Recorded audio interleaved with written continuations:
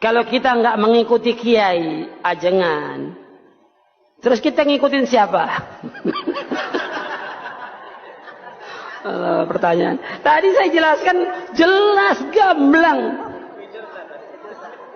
La haula wala quwwata illa billah. Ya kita ikut Rasulullah SAW. Kan nanti di kubur ditanya siapa? Ditanya kiai kamu siapa enggak?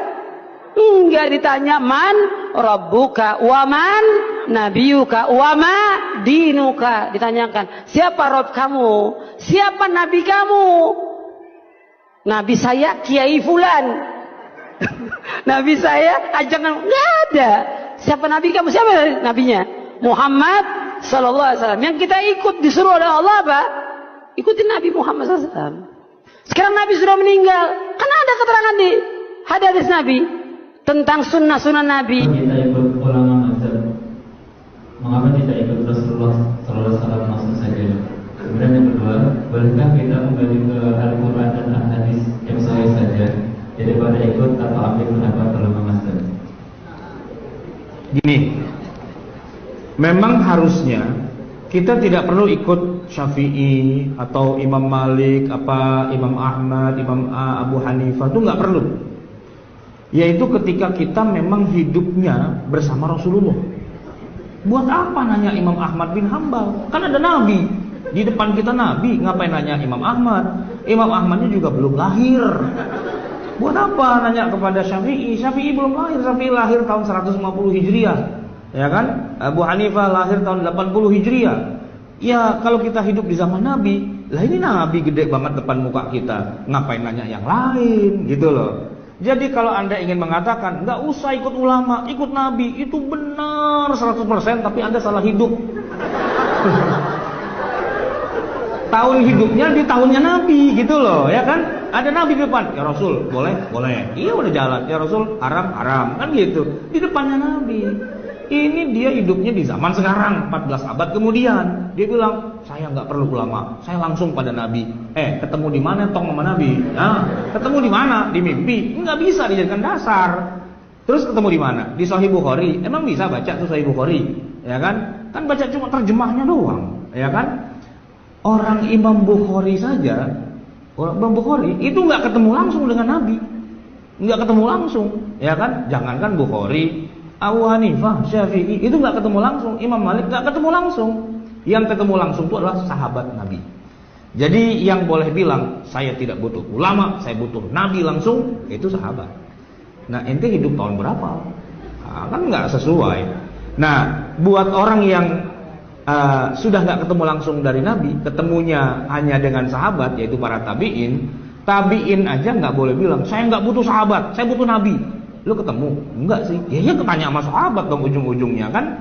Nanyanya kepada siapa? Ya yang ketemu pada Nabi, ya sahabat. Itu kalau tabiin. Nah kalau di bawahnya tabiin, atba'ut tabiin, ya nanyanya kepada tabiin. Tabiin dari para sahabat, sahabat ya dari Rasulullah.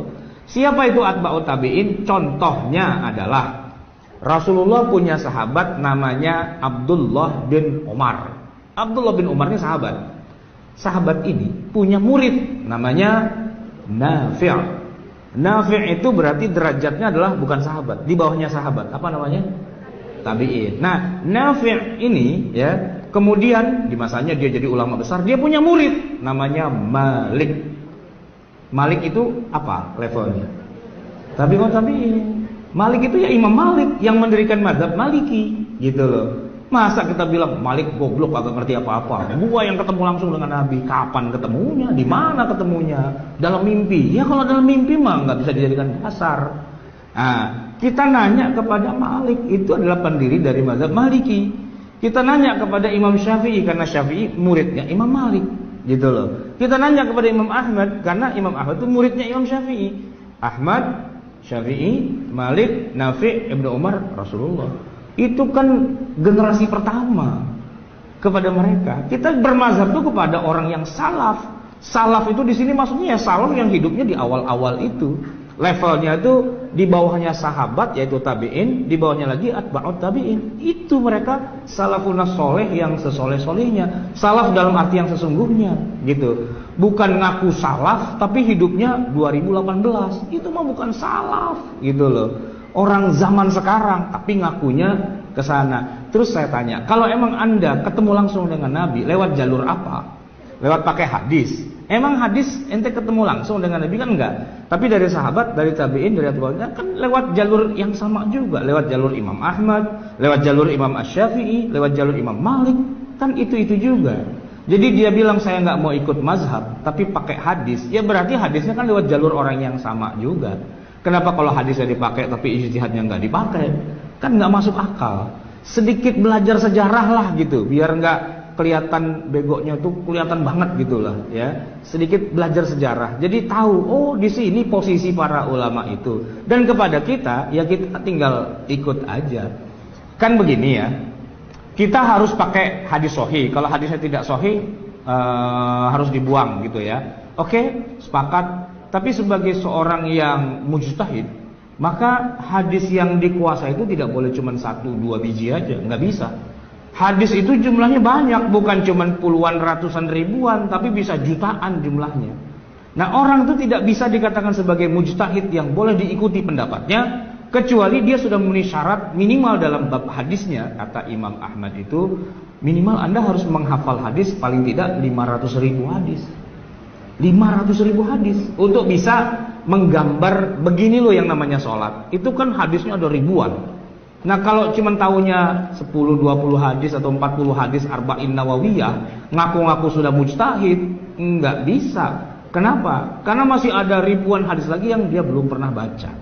Nah buat kita yang awam, ya kita nggak perlu menghafal 500.000 hadis, itu nggak perlu. Kelamaan, kagak apal-apal gitu kan. Ya silahkan mereka yang sudah punya kemampuan itu, dia kasih kesimpulannya aja. Setelah saya menguasai sekian ratus ribu hadis itu, saya kaitkan hadis ini dengan hadis ini dan sebagainya. Kesimpulannya, orang kalau mau sholat tuh harus nomor 1 niat, kedua takbiratul ihram, 3 baca Fatihah, 4 ruku, i'tidal, sujud dan sebagainya. Itu poinnya. Setelah dia pelajari semua, kesimpulannya begitu. Nah kita sebagai orang awam, kita ambil kesimpulannya aja. Karena yang beristihad juga bukan orang sembarangan, orang paling ngerti. Siapa lagi yang lebih ngerti dari mereka? Ya mereka ngajari ke kita kayak gitu kesimpulannya. Ya itulah. Yang dibilang bermazhab itu kan ya begitu. Nanya kepada yang memang ahlinya. Saya kalau nyetir dari Jakarta ke Jogja bawa mobil sendiri, itu kalau pas lebaran kadang-kadang suka kesasar-sasar karena suka dibuang-buang jalanannya itu. Dulu sering nyasar di Tegal karena masuk kota kan. Nah, tapi jalannya dibuang lagi ke sana, dibuang lagi ke sana, itu suka kebingungan. Kalau udah nyasar gitu, wah repot nih. Bisa-bisa nggak sampai Jogja malah balik lagi ke Jakarta kan gitu ya. Nah, alhamdulillahnya di tengah kebingungan saya itu dari jauh saya lihat ada polisi. Alhamdulillah, saya deketin, selamat malam Pak. Saya mau ke Jogja, cuman saya bingung nih di sini kok kebingungan jalannya lewat mana, gitu kan? Karena ini jalur-jalur alternatif. Kata Pak polisi, Bapak lurus, nanti pertigaan, Bapak belok kiri, nanti ada perempatan, belok kanan. Siap, terima kasih Pak. Kan gitu ya. Masa saya bilang dalilnya apa, Bapak gitu? Tahu dari mana? Masa nyinyir gitu sama polisi kan? Iya gua polisi, gua tahu ini. Ngapain gua diri di sini kalau nggak tahu? Kan gitu kan?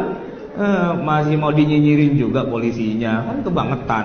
Orang bego nanya sama orang yang ngerti. Tapi kalau begonya keterlaluan, orang ngerti pun dibego-begoin juga. Saya tidak percaya Bapak bilang begitu. Bisa jadi Bapak itu munafik. Ngawur-ngawur gitu lah. Ya nanya kepada yang ngerti ya kan, fasalu ahla dzikri. Nah yang ngerti siapa? Yang ngerti itu ya Abu Hanifah, ya Malik, ya Syafi'i, ya Ahmad bin Hanbal. Itu a'rafun nasi bil Islam. Orang yang paling ngerti Islam ya di zamannya mereka ya itu. Ya kita merujuknya ke sana. Jangan dikira Imam Syafi'i itu rumahnya di balik Gunung Merapi situ. Itu Mbah Marijan, itu bukan Syafi'i, beda gitu loh. Imam Syafi'i itu lahir tahun 150 Hijriah, wafat 204. Beliau adalah peletak dasar ilmu hadis, peletak dasar ilmu usul, dan beliau adalah seorang faqih yang paling tinggi derajatnya. Beliau adalah seorang keturunan Quraisy berdarah biru yang sejak umur 5 tahun sudah hafal Quran, umur 12 tahun sudah menghafal sekian ribu hadis. Terus mau tanya apa lagi gitu, mau ribut apa lagi dengan Syafi'i gitu loh. Anda tuh nggak kenal, tapi kok belaga pinter gitu kan masalahnya. Itu dia. Memang kalau saya punya mobil itu tangki bensinnya itu kan kapasitas 50 liter. Cuman kalau lagi saya nggak punya duit, saya isi cuma 5 liter. Jadi 50 liter kapasitas cuma diisi 5 liter. Itu kalau jalannya bolong-bolong itu koclak gitu. Nah, begitulah otaknya dia, koclak, nggak ada isinya. Cuman kapasitasnya besar tapi nggak ada isinya. Nah, itu koclak namanya itu.